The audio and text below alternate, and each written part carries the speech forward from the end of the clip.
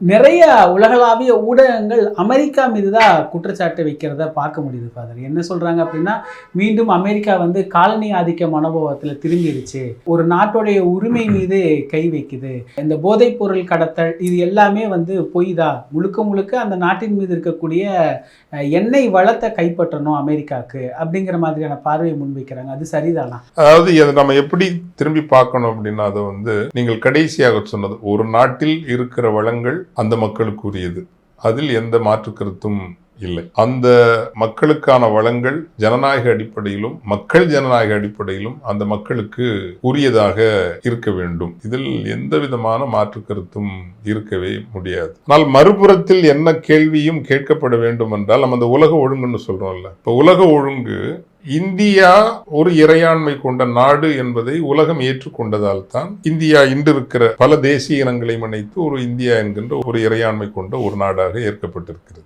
இந்த உலக அளவில் நாங்கள் சொல்வதை அல்லது அமெரிக்காவுக்கு என்னதான் இராணுவ பலம் கொண்டாலும் எங்கள் இறையாண்மையும் உங்கள் இறையாண்மையும் ஒன்றுதான் என்று இந்தியா அமெரிக்காவுக்கு சொல்வதற்கு அது ஒரு அறம், அது ஒரு அரசியல் அறம் ஒழுங்கு.